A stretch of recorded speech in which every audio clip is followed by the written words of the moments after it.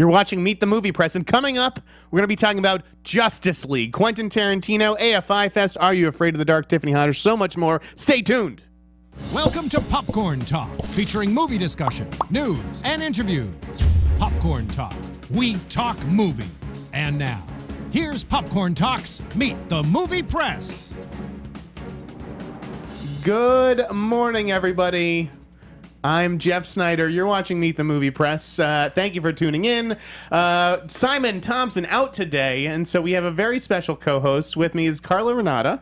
Hi, everybody. How you doing? Tell everybody where they can find you on social media. You can find me all across every social media platform, at The Curvy Critic. Now, that's just good branding. I was telling Carla before the show. We just met a few minutes ago, but I can already tell this is going to be... we're going to have a good rapport here. So how did you come up with, like, The Curvy Critic? Well, it went through various incarnations, but I was looking online, and I was thinking, what could I be? What could I be? Well, okay, I'm not a size 2. I'm kind of curvy. I'm not like obese or anything. So I'm curvy. Let me see what else comes under that moniker. So I typed in The Curvy Film Critic. I typed in The Curvy Critic. I typed in all these things, and nobody had those domains. So I was all over it. Nice. So that's how I kind of came up with it, because I felt like it described me. I'm curvy. And I'm a film critic. And I was telling her, like, curvy, it's not just a shape. The word, I feel, encompasses a certain personality type. Which I would have. There Thank you very much. I wish I could take credit for at the Sneider, which is my sort of handle, but a friend of mine actually blessed that upon me. So, Carla, before we get into the news and everything, like, tell us a little bit about yourself, because I don't know that much about you. Oh, okay. So, like, how'd you start? How'd you get into this? Why'd you decide to do this? Okay, so when I was a little girl, my mother loves movies, and every year she would make this game with my brother and I out of watching all of the movies that we thought would possibly get nominated for an Oscar. She would take us to see all of them, and we'd have our little sheets, our little ballots and stuff. Seriously, we'd have our little ballots, and we would sit there and we would decide who we thought was going to win, and we were never wrong. And I think I've been doing this probably since I was 10 years old. That's amazing. For years. Where'd you grow up? In St. Louis, Missouri. Okay. Yeah. So we would do that, and that's what piqued my interest in film, is because my mother has an infinite love of movies. Mm-hmm. So I was like, okay. And then a couple of years back, I'm an actress as well, and nobody was trying to hire me. So I was like, I have this journalism degree from Howard University, and I have this other thing from UCLA. What can I do with this to try to, bring in some revenue until Hollywood calls me again, if they ever call again? They better. Well, they call in now, but at the time they was not. Uh-huh. So I was co-hosting a radio show in Hollywood, and taking a social media class, and this guy said, the person that ran the social media class encouraged me to start a blog about movies. And I did, and then the radio show owner would let me go on the air for 7 minutes and review movies. That's awesome. So, I used to do that, actually, when I first got out here, too. It's an invaluable experience, and it really, I think, led to maybe why I'm doing a podcast right now, why you have your thing. Exactly. Yeah. Exactly. Okay. Mm-hmm. So I understand you have not seen Justice League. I have not seen Justice League, but folk are going in online about that movie. Yeah. Folk are not having it. And I even when you posted that I was gonna come and guest co-host today, folk were going in, putting my name in it. I'm like, take my name out your mouth. I have not seen Justice League. I'm sorry to have dragged you into this. That's all right. I don't have any opinion about Justice League. I like Gal Gadot as Wonder Woman, but literally that's all I know until Sunday. So, you're excited for it, though? You pre-bought tickets? Or? Yeah, I pre-bought tickets. All right, so you're a bit of a DC fan. If you're pre-buying tickets. I'm a superhero fan, so it doesn't matter to me if it's DC, Marvel, or whoever it is. I just like superhero movies. So those type of action movies. So I'll just go see them. You got a favorite superhero? Or a favorite comic book movie?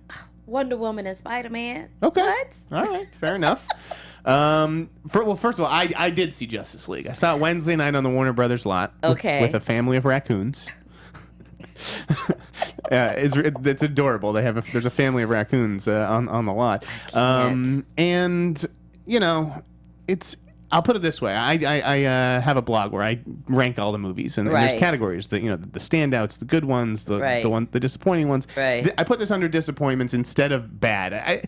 It's certainly not good, but I don't think it didn't make me angry the way that Suicide Squad did. Did you see that one? No, I was Okay. trying not to see that because I was just like, the Batman franchise. I love the Batman. That's another one of my superheroes that I like. I love the Batman franchise. And when I heard that twist that they were putting on it, as much as I love Will Smith and Margot Robbie, I was like, I can't. I see. Yeah. I can't do it. But tell me tell me why you scored it disappointing as opposed to horrible. Right. So again, that stuff has to do with expectations. Okay. I thought Suicide Squad looked amazing, and so when it was awful, I was upset. Justice League, I sort of tempered my expectations a bit, knowing what I was getting into, and I didn't think it was terrible. But honestly, if you're going to spend $250 to $300 million on a movie, Carla, wouldn't you think the first thing you would buy is a screenplay? This screenplay is embarrassing. Now, I was a screenwriting major at NYU. Maybe I cared too much about the written word. But this is, I mean, oh my God, it's like a clone of the Avengers with these boxes that have to come together and they're trying to pull them apart. It is so stupid and the villain is so bad. What's the point of assembling a Justice League and the 5 biggest heroes of DC if they don't have a real threat to take on? Well, you know, a lot of those movies, some of them have really good scripts and some of them don't. And with this one, I haven't seen it, like I said, so don't come for me. Yeah, do not. Twitter Leave people, her don't come away. for me. I'll take it. But sometimes I think the studio execs think that the script is not that important, that the action and the special effects kind of supersede the substance of a film. Yep. And sometimes they're right and sometimes they're wrong. And evidently, in this particular instance, they kind of like missed the mark, it sounds like. It's just, but you know what? Gal Gadot was very good. She's the best one. I love her. As Ezra Miller had some funny stuff as the Flash. Batman has just become such a drag in these movies, and Batman was Ben Affleck, right? Yeah. I just don't like the cosmic villain. And again, portals in the sky, which to me is very Avengers. What happened to the good old days with the Penguin and Catwoman and Joker and villains who were people? Well, you know, at some point you got to create some more villains to make it interesting. It's like, how many Catwoman, Penguin, and Joker stories can you see? Yeah, you're right. You know what I mean? That is fair. I guess they have to open it up. This Steppenwolf guy did nothing for me. So it made, you know, if Simon was here, he'd chime in with his box office report and he'd say it made $13 million last night, which I think is good. That's okay. Yeah, it's okay, exactly. Because it opened last night? Yeah. Yeah, 13 million is not good. So that means it's either going to could've been dwindle.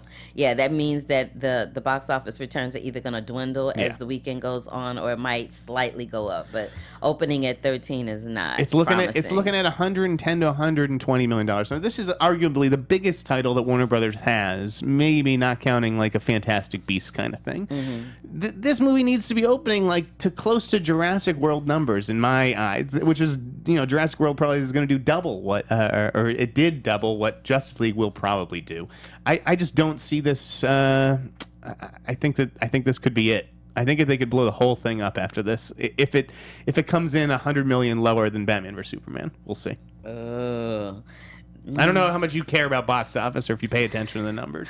I don't pay attention to numbers really, because I base my opinion on how I felt about the movie, Right. and not necessarily because there's some films that I've loved that didn't do really well at the box office that I thought had a great screenplay, had great cast, the emotional drive in the film was there, but the money wasn't there. And it was because either it was marketed, because don't you agree sometimes with some of these films when they do the commercial for it, sometimes the commercial is misleading about the film, and sometimes it's right on point. Like the commercial, I'll give you a perfect example of a really good commercial. The commercial that's out for Mudbound right now is a great example of what that film is about. Like, it's enough to make you want to see it.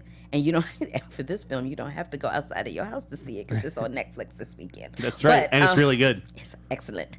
But we'll talk about that in a sec. yeah, but you know, but that's an example of a really great commercial. The commercials for the commercial sequence for Wonder Woman, really great commercials. So if the commercials are good, people might go see it. If the commercials kind of go womp womp womp, then you're like, I don't know if I want to be spending $17 Right, exactly. on that A movie like Justice League, you know, there's so mumuch marketing. It's impossible for a movie like this to flop outright. I mean, an outright. I can't imagine what the marketing budget is on something like this. It's enough to fund, you know, $10 million movies or something like that. Wow. And obviously there's a lot of talk today online about Henry Cavill's CGI mustache or his CGI lip, because he had a mustache when he came back to do reshoots. And now he doesn't. They had to digitally erase the mustache because he refused to shave it. And I was looking really hardcore, actually. I wasn't as distracted by it as other people seem to have been. But you can definitely notice it in some shots, and some of the CGI towards the end is just awful. It's like mid '90s Lawnmower Man CGI. So see, that's the mark of a really bad movie. I'm trying not to bring you down. Look, that's the mark of a really bad movie. If you're focusing in on somebody's mustache, right, or lack thereof, lip, yeah. If that's all people can come away from the Justice League talking about, Warner Brothers got an issue. I'm just saying. So sticking with the DC universe, there were rumors this week that there's a whole bunch of is Ben Affleck going to stay in or out? Is he going to be Batman in the future? Who knows? But if he is not, John Campea has said that Matt Reeves would like to cast Jake Gyllenhaal as Batman. Can you see Jake Gyllenhaal as Batman? No. Mm-hmm. No, not at all. See, no, because because I mean, okay, first of all, it would be a great departure for him characterization wise, because he doesn't play those types of characters. Mm-hmm. And it's been my experience as an actor that you generally gravitate toward roles that are closer to who you are as a person. Mm-hmm. I don't see Jake Gyllenhaal invoking his inner Batman superhero. I just don't see it, because he always plays these characters that are broken, that are emotionally distraught. Batman's not broken. Batman is not emotionally distraught. So for all those reasons, I don't think so. Okay. I actually think Jake would do a good job, mainly just because I think Jake is, basically the best actor of his generation, along with Leonardo DiCaprio. I don't know if it would be the greatest career move for him. I think he needs a big movie, he needs a big hit like a Batman, and he obviously still has his sort of comic book movie eligibility. But I don't know if that's the right thing for him. I'm just not feeling him in a superhero mode. I'm just not really, no. Let me ask you this, because there's another name that I'm not putting this name out there as something that I've heard. I think it's just it stands to reason, since there's only so many actors with comic book eligibility. What would you think of Collin Ferral as Batman? Because they like him up there on the Warner Brothers lot. I could see Collin Ferral. I can see, because Collin Ferral is badass. So I'm just saying, Collin Ferral chews up the scene no matter what kind of part he's playing. Yeah, I'm just saying, guys, internet. If Jake Gyllenhaal, he would have to doesn't do it. I think that they could definitely go. Yeah, he would have to bulk up a little bit, and I don't know what a bulked up Collin Ferral would look like, but we'll see. Maybe. So AFI Fest. Yes. Let's talk about AFI Fest. Is that where you saw Mudbound? Is that where you saw Mudbound yes. at AFI? Okay. I saw Mudbound twice, actually. I saw Mudbound at the AFI Fest as the opening picture, and I saw it again last night at the... Oh, wow, it's fresh. Yeah, I saw it again last night at LACMA. So, Mudbound, I love this movie mainly because I'm a huge fan of Dee Rees, and Dee Rees directed Pariah. She directed Bessie for HBO. She's a brand new filmmaker with a fresh voice. She hires a lot of people that nobody's ever seen before or haven't seen them act a lot before, like Mary J. Blige. We've seen Mary J. Blige act. We've seen her in some movies where it was not so good, Rock of Ages. But this film, she does a really respectable job. It's probably the best acting job I've seen from her, because she's not doing too much. Mm-hmm. She's just being, and that's what being an actor is, just being in the moment and living in that moment with the other characters that you're acting with. Carey Mulligan, wonderful performance. She was good. Wonderful performance. And the guy who played the dad, his name is Rob something. Rob Morgan. I honestly loved Rob Morgan maybe even the most. I thought Jason Mitchell did a great job, and Garrett Hedlund, this may be the best work he's ever done. Let me tell you something. Garrett Hedlund about to get an Oscar nomination. You think so? Yep.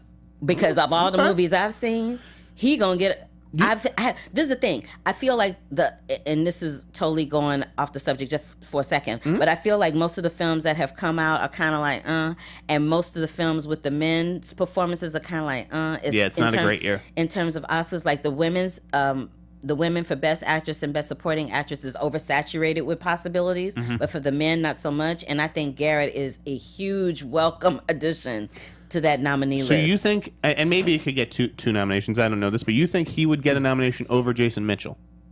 Because I think Jason Mitchell is the film's best supporting actor candidate. They could possibly, but I mean, Mudbound is really taken off, like huge since Sundance. So I think it would be nice to see Jason Mitchell get a nomination, only because he got no love for Straight Outta Compton. Yeah. You know what I mean? He was so good in Straight Outta Compton. So it would be nice to see him get some love. And there aren't a whole lot of films with African Americans in them this year. So this is really the only one. You know what I mean? So it's like the only big contender. And I say that just because have you seen Denzel's movie? Yes, Sarah Roman J. Israel. What'd you think? Let me tell you something about that. I love that movie. Really? I love that movie. I mean, it was a little predictable in a lot of spots, but I like Denzel Washington as an actor, and I like the fact that he took on that character. And I went to a screening of it at the Sony lot where they did a Q&A afterwards. Okay. And I was really interested to know whether that was a choice for him to play that character as autistic, or if that was something that was written in the script. And apparently that was not something that was written in the script. That was his sort of interpretation. And I kind of love the fact, because him playing that character that way is what made him interesting on screen. The other thing I didn't like about one thing I didn't like about that film at all was the ending. Yeah. I was like, why is he running across the street and he's not yelling his name? Like, can you just warn a brother what's about to go down? Like, say, yo, stop, hold up. Like, warn a brother, let somebody know what's happening. Like, really? You just gonna let him get popped in the head by another clown and you're not gonna say nothing? But spoiler alert. I know, spoiler alert. Shit. Oh well, so too bad, too sad. Check it out on Thanksgiving. But you know. I thought Denzel was very good in that movie. I think the movie's a bit of a mess, and then it goes off the rails in the third act. But I haven't seen the new cut because they cut 12 minutes since Toronto. Oh. So then you might like it. Right. Yeah. So to be fair, I should really give the new cut another shot. But yeah, it is not. Last year I think there were 7 acting nominees of color. This year, it's gonna be a little bit thinner. It's gonna be tight. And something interesting last night when I saw Mudbound at LACMA, I think he's either the co-producer or maybe a co-writer of the film.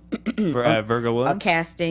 Maybe he's the casting person. I think he might have been a casting person. But he was there along with the makeup artist and the editing person and Dee Rees, the director. And he said that, and I'm going to say this, and I don't want people coming for me on Twitter about this either.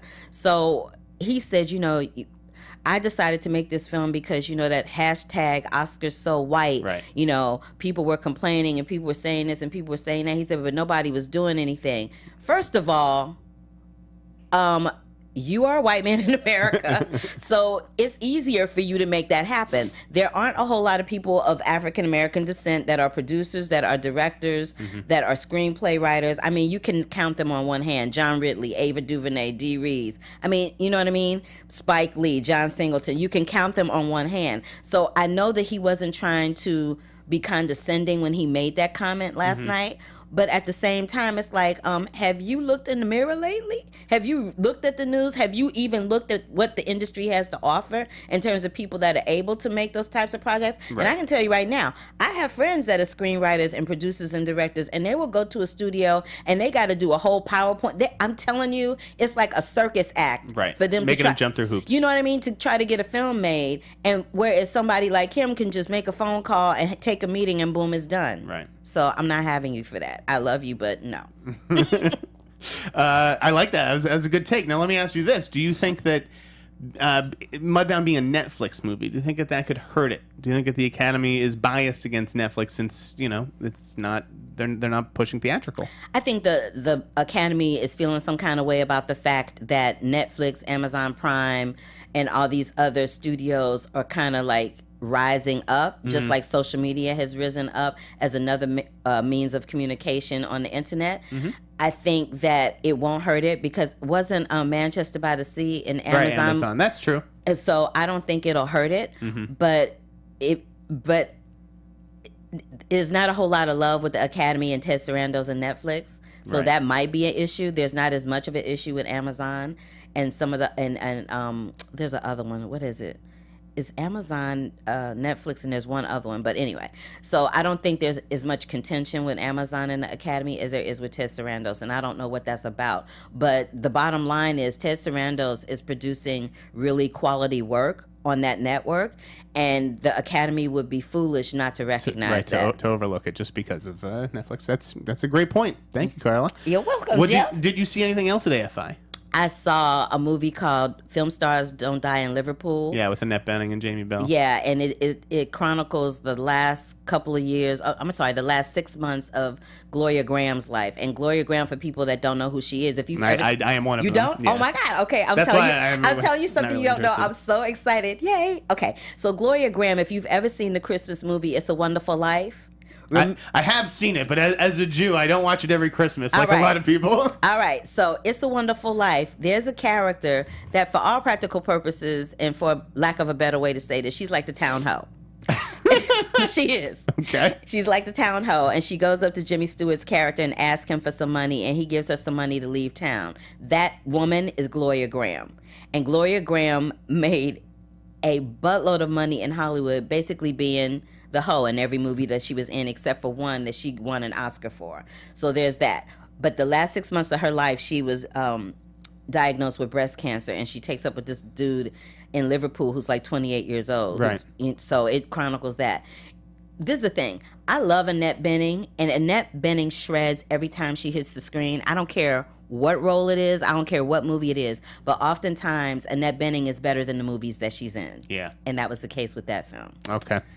And what else did I see? I saw I saw Thoroughbreds and Gemini. I didn't see that. Let me see. Okay. I can tell you what. Oh, you know what? I can go to my AFI app. Ooh, and tell you what I saw. Do it up. I'll talk about the others while you bring that up. So yeah, I saw Thoroughbreds, the directorial debut of Corey Finley, which is actually Anton Yelkin's last film. I thought it was good. Mm-hmm. I thought all the performances were really interesting, particularly Olivia Cook's. But the movie really just came alive for me whenever Anton was on screen. Maybe it was because I miss him so much and kind of wanted to savor that performance. You could just tell that the film started out as a play. I thought it needed another beat. It was missing a beat, and it needed to sort of be opened up a little bit. It felt like there were just 4 characters. Was it an adaptation from something else? From a play, yeah. This guy adapted his own play as a feature. And again, I liked it, and I thought it showed promise from Corey Finley. I just thought it didn't feel complete in a sense. And Gemini was again also okay, but a little bit more disappointing. Zoe Kravitz and Lola Kirk are very good, but Aaron Katz's films are just a little slow for me and thin on story. So what else did you see at AFI? I saw a film called Mr. Roosevelt. Oh, that's Noah Wells. Noah Wells, movie? yeah. Okay. It was this. I loved it because it was quirky. It was quirky. It was strange. It had a twist that you don't expect to see coming because the title itself is very misleading. Mm-hmm. But I love the fact that she wrote and produced it and starred in it. And I love the fact that she brought that quirkiness that she had on SNL to a film with her friends. So it was kind of cool in that respect. And there's a scene in that movie where she loses her mind at this event, which, if you're going to see it, I won't ruin it for you like I did the other one. But it was very interesting, and I had an opportunity to do the red carpet and speak to her, and she is just she's great, and the people that she had in the film with her, all of her friends were really great. I enjoyed that. I also saw I, Tonya. Oh, okay. I love I, Tonya. I was talking about how the female field is oversaturated. Mm-hmm. Allison Janney. Oh my God. Shredding. Wow. Shredding. It's between, let's be honest, it is between her and Laurie Metcalf in Lady Bird for Best Supporting Actress. But you can't count out Judi Dench and Victoria and Abdul. She's a lead. She's a lead. Judi Dench would be a lead. They're supporting. Okay. But I mean, ridiculous. Just ridiculous. Yeah, Allison Janney was amazing. Allison Janney shreds. Isn't Margot pretty? And Margot's okay. Let me ask you this: do you think that was her skating, or do you think they CGI'd her onto somebody else? Great question. I imagine that is her skating in some of it. Obviously, not the crazy triple axels and things like that. I imagine that they got a double. Because but I think she must have been like had to learn to skate, or you know. Because I know when I went to see Battle of the Sexes with Emma Stone, I was like, dang, Emma Stone is shredding and doing these stunts. Good tennis player. Right. I was like, she's a great tennis player. Did she have training? Well, yes, she did have training. I actually learned how to play tennis from the guy that trained her for the film. But when I interviewed her, she said that she had a tennis double and that they CGI'd her face onto the tennis double, which I'm like, wow. That's crazy. So immediately when I saw Margot Robbie in I, Tonya, I was like, oh, okay. I wonder if they CGI'd her face. I think of it like almost like Miles Teller in Whiplash. Like I know he had to learn to play the piano to be in that movie, but it's also not him. Not piano, the drums. Sorry, the piano. Wrong I know movie. he had to learn how to play the drums for Whiplash. I was like, I was like, right. He was playing the piano. Brain really? Brain fart. It's too early on Friday. The drums. He had to learn to play the drums, but he obviously wasn't doing all of those moves. Right. They need a professional drummer. And for those of you that don't know what I, Tonya is, if you remember, like I guess it's like 20 years ago, almost now, there was an incident with two Olympic skaters, Nancy Kerrigan and Tonya Harding, and it chronicles all of the stuff that happened prior to that incident and maybe a little bit of what happened after the incident. But it's one of those things that it happened. It's one of those things in American history that happened. Nobody really knows what happened, why it happened, what the impetus was to do it until this film. And it gives you a really good spin on what happened. And my mom is hilarious because I told you she's a movie buff. So when I was telling her about the film, I was like, yeah, and this dude, Jeff Gillooly, and my mom's like, he's from St. Louis, isn't he? I'm like, he is? She's like, yeah. She's like, he's from St. Louis. I was like, ooh. I'm like, not trying to claim that one as a hometown. Yeah, exactly. A local legend who lives in infamy. Like, I'll claim Chuck Berry, but I don't know about Jeff Gillooly. Okay, so there's that. And then I wanted to see Molly's Game. Okay, that was good. It was with Jessica Chastain. This is another thing. She's another one. Jessica Chastain, oftentimes, with the exception of The Help, is oftentimes in movies where she's better than the movie. But the only exception is last year when she did Miss Sloane.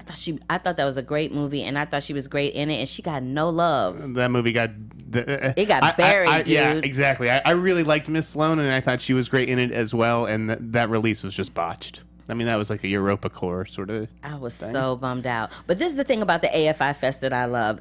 There's a couple of film festivals that I make it my business to attend every year. And those are the AFI Fest, AFI Docs, LA Film Festival, and Sundance. Because, and let me flip it back to the AFI Fest. The AFI Fest, almost always, whoever the person is that they do a tribute to, that person always gets nominated for an Oscar every single year. I don't know if that's going to happen this year, but almost every single time that person gets nominated for an Oscar, and at least one or two of the films that come out of that festival always end up doing well during Oscar season. So AFI got really screwed this year too, obviously, because they didn't have a lot of world premieres, but they had all the money in the world as sort of the trump card in their back pocket, and then that screening obviously got pulled and replaced with Molly's Game. Nice segue. After the Kevin Spacey stuff. All right, let's talk about some news. Okay. Let's see. Did you ever watch the TV show Are You Afraid of the Dark? No. Yeah. Okay. I grew up watching that as a kid on SNCC. We broke the news over on the tracking board this week that there is an Are You Afraid of the Dark movie in the works at Paramount Players, whose whole mandate is to exploit the different properties that Viacom owns: BET, Comedy Central, Nickelodeon. So I feel like a lot of people of my generation were excited about an Are You Afraid of the Dark movie that Paramount Players will submit for the approval of the Midnight Society. Do you know who Justice Smith is from The Get Down? Yes. That kid booked the lead in the Pokemon movie this week. I saw that. Good career move, or is he going to regret this one? Detective Pikachu. It'll like you said earlier, it will depend on the script. Yeah. If the script for that film is really good, then it's not going to matter. If the script for that film is kind of mediocre at best, it might be like a career setback for him. Okay. Again, I don't know. I don't know Pokemon. I'm not going to see this movie. Like, this doesn't matter. This film does not matter to me. But a lot of people remember that whole thing. Pikachu was huge. Yeah, when they were looking for Pokemon or whatever. I was like, people were having car accidents trying to play that game. I played that for about 2 weeks, and then I was like, okay, that's enough of that. This is a fad, and it's not going to last. I'm not indulging. Yeah, exactly. Okay, here's one I want to ask you about. Taraji P. Henson, signing on to What Men Want.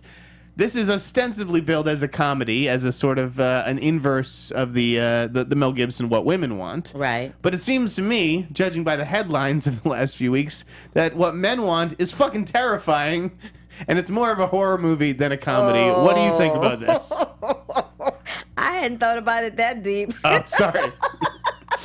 I didn't go all the way there. I mean, Jeff. like what are the? I think we all know what the jokes are going to be in What Men Want. Like, well, in all fairness, before Taraji P. Henson was Cookie on Empire and getting Golden Globe and Emmy nominations, she was notoriously known in the black community for doing a lot of black films. What was that franchise? She was in some Tyler Perry movies. She's been in, I think she was in the Steve Harvey movies, and she's just been in a lot of movies that are geared toward and placate toward the African American community. So this film probably is going to be more in that lane. It's probably not going to be, a crossover hit kind of film, because she has not been associated with those types of films. Her films are strictly African American based, and that needs to change, because Taraji is an excellent actress, and she just oftentimes is not given the opportunities that some of the other African American actresses are given, like Regina King or Queen Latifah, or some of the others that are in that age range. So, she's got Proud Mary coming up. That's a big test for her. Yeah, Proud Mary looks a lot like Jackie Brown, that Quentin Tarantino film. I love Jackie Brown. It looks a lot like Jackie Brown. So I'm interested to see how that's going to play out, because I would really hate for it to be like an imitation of Jackie Brown and not be as good and kind of, mess up the box office for her, because I really like her. Oh, well, speaking of talented black women, Tiffany Haddish signed on to 2 movies this week, and she hosted SNL last week. Did you catch her SNL stint? First of all, yes, I caught her stint on SNL, Miss Tiffany Haddish. Jeffries. Boo-boo Jeffries. Miss Tiffany Haddish, because she made history as the first African-American female stand-up comic to host the show. So, which is crazy to think about. Like, how long has it been on? 34 years or something like that? Like, really? In 34 years, you couldn't find one funny black stand-up comedian that's a female to be on the show? Other than a cast member like Leslie Jones. Okay, so anyway, I love her. I think the strongest part of her hosting SNL was the monologue. When she did the monologue. When she talked about that dress. When she talked about wearing that dress, that Alexander McQueen dress, that she, she's like, I paid $4,000 I'm going to wear it here, I'm going to wear it there. She said, you might see it in 3 sketches tonight. I'm like, I kind of love you, because social media has made, for guys, it's not, they don't come for you as harsh, but social media has made it almost impossible for a woman to wear the same thing twice, because people will come for you. Right. Didn't you wear that? Didn't you wear that at such and such premiere? Didn't I see you on the carpet in that outfit? Yeah, I did. Like, this dress is shit. Let me tell you something. That's pressure. That's why Marshalls and Ross for Less are my best friends. I'm just saying. But I love her. They should hook it up with an endorsement deal right now after that, Ross. Okay, I'm just saying. But she's hilarious. Did you see Girls Trip? I didn't just see Girls Trip. I loved Girls Trip. Okay, I'm just saying. When you got arrested, I thought you were going to say no. I was like, dude. It was great. I loved Girls Trip. It's going to be on my top 15. I think it's gonna be in my top 15 this year. Jeff, that movie, I see a lot of movies. Me too. That movie made me laugh so hard. Oh my god, I really feel like it is the best comic sort of breakout performance since Melissa McCarthy and Bridesmaids. And by the way, Melissa McCarthy and Bridesmaids got an Oscar nomination. Yes, she did. Nobody is talking about Tiffany Haddish right now as far as Oscars. Don't be surprised. I'm just throwing that out there. She's a dark horse. You know what? That would I love you for saying that. That would totally be a dark horse. I mean, if Melissa McCarthy's getting one, why are we not even talking about her as a possibility? And Tiffany was also on the Carmichael show. Did you see that show that was on? I think it was on NBC. She was a regular on that show. So I was like, she's one of those people that people are like, oh my God, where'd she come from? Who is that? Spoiler alert, she's been around. She's been around, paying her dues, doing this little part here, doing this little part there. Nobody has an overnight success. Everybody's overnight success is like 10 to 20 years long. Right. And so she's going to be in the Kevin Hart movie Night School, and she just booked 2 more this week that are over on Variety. Justin Kroll broke those.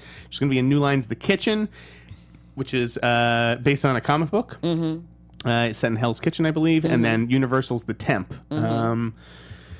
Yeah, that's 2 big studio movies plus Night School for Tiffany Haddish. So I'm so glad that Hollywood is rewarding her. And just so you know, it's Haddish. Is it? Yeah, it's Haddish. Tiffany Haddish. What I've been calling her Haddish. Yes. Haddish. Tiffany Haddish. If she is watching this, she will be not too thrilled. Thank you for correcting me. I appreciate it. Okay, Haddish it is. Thank you. What else do we got? Quentin Tarantino. Quentin Tarantino's movie. He was shopping it to studios, and then Mike Fleming just so happened to be up at 4:58 in the morning this morning. Wonder how that worked out. And broke the news that Sony has won the bidding war for Quentin's next movie, which is simply being referred to as number 9. A lot of people are talking about it as his Charles Manson movie, but it is Mike's understanding, and mine as well, really, that Charles Manson is a sort of a looming presence in the script, but he's not like the main character or anything. It's more about 1969 in a sense. So a bunch of big names are circling this. Tom Cruise, Leonardo DiCaprio, Brad Pitt. There's 2 male lead roles. That's 3 actors. And then Margot Robbie being sought for Sharon Tate. So let me ask you this. Ooh, that's a good choice. So Brad has obviously worked with Quentin before on Inglourious Bastards. Leo's been in Django. Tom Cruise has been stuck doing these action Mission movies. Impossible. Like he needs this movie. He is the king of Mission Impossible. If you could only pick 2 of those 3 guys to be in this movie, which 2 are you picking? Pitt, Leo, Cruise. 2 roles. I don't think that Cruise would do that type of film. He did Magnolia. How long ago was that? I'm just saying that's been 18 years ago. Okay, I'm just saying that's been a minute. But it would be a good career move for him. Yes. But he doesn't strike me as the type of person that's going to be in a film that doesn't center completely around his character. Right, which is I mean, which is what has been the problem with Tom Cruise movies of late. I mean, it's a Tom Cruise I haven't show. seen one. Right, I haven't seen one movie that he's been in the last 18 years where he is not the center of attention in the film. You got a movie called The Mummy that's not about the mummy, but it's about Tom Cruise. It's about Tom Cruise. So I personally think Tom Cruise really could use the Quentin Tarantino movie. I'd love to see him working with Quentin. Again, I don't know what the roles are, so I can't say who would fit them best. Right. But you think think should play Sharon Tate? Or you think that's most definitely. Yeah, yes. Obviously there's a resemblance there. I'm just like, is this just a victim role? Is she just there to get stabbed?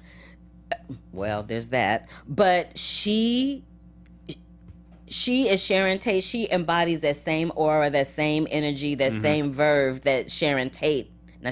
Yeah, you said Sharon Tate, right? Yeah. That Sharon Tate had. Okay. Sharon Tate was a really beautiful woman, but she was a smart cookie, and people tend to overlook that as the years have gone by. She's always been known and referred to as the woman that was killed by Charles Manson, and she was so much more than that as a person. Right, she's been reduced to that, unfortunately. So yeah, I would love to see her play that role. Yeah, I would really like that. And Charles Manson on his deathbed, it sounds like. Evil prevailed for a long time. Yeah, it's about time. Exactly. It's about time for that light to be snuffed out. So. Did you watch any of these trailers? Like the Post? Did you see the Steven Spielberg The Post trailer? I did not, but I've heard a lot about this movie, and I heard it is the bomb. I think it looks great. I mean, I heard it is great. It seems to earn its quasi frontrunner status this award season. Did you see the trailer yesterday for A Quiet Place? The John Krasinski. No, I didn't one? see that one. I heard that one's good too. Holy shit! Yeah. I did not see that coming. I love John Krasinski though. He has been jamming the last couple of years. I like him too. I don't love his directorial work, so I was a little nervous about this movie. Really? Yeah. But I didn't really know what the logline was. It was kind of just like had a generic supernatural logline.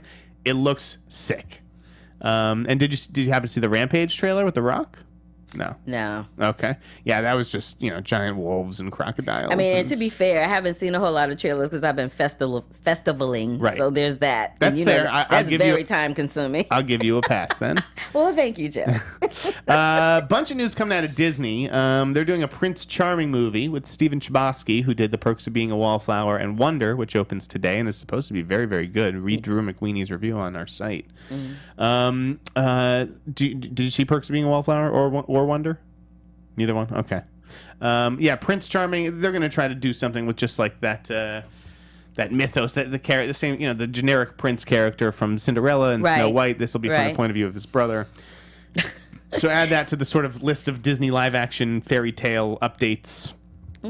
Speaking of live action Disney films, can we just talk about The Lion King for 2 seconds? Hell yeah. Okay, so you don't know this about me, but I was in The Lion King. Get the fuck out. I was Shinzi in the original Los Angeles production of The Lion King that sat at the Pantages Theater for 3 years. And I was Shinzi from the day it opened to the day it closed. Having said that, when they came out with the cast list for The Lion King, I was just like, can we once in Hollywood, just one time, when they take a musical that's been on Broadway, can we just like take some people that are unknown and put them in the parts? Right. Because the people that originally did The Lion King on Broadway, nobody knew who they were. Mm-hmm. The people that did the movie, they were somewhat known. I mean, Robert Guillaume and, James Earl Jones and Matthew Broderick and Nathan Lane. Like, people knew who those people were, but it was an animated feature, so it's a little different. Like, people don't really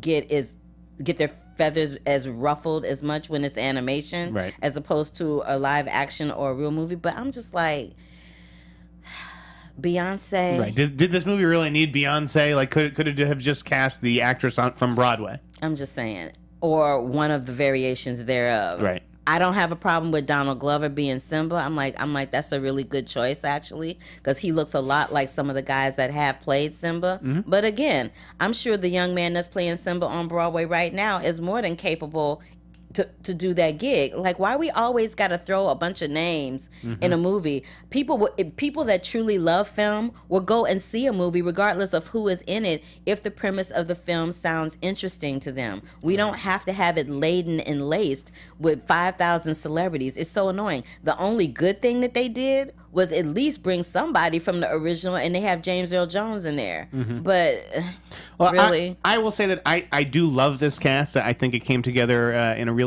exciting way, but I understand what you're saying, where it seems like casting these days is you're just sort of casting people's fan bases. Like, this actor has a big fan base, and we want this huge fan base to show up to the movie. They do that in television too. Right, yeah. Instead of maybe pushing yourself to find the best actor, just make a fresh discovery. And let me be clear, I am not hating on any of these celebrities. I'm not.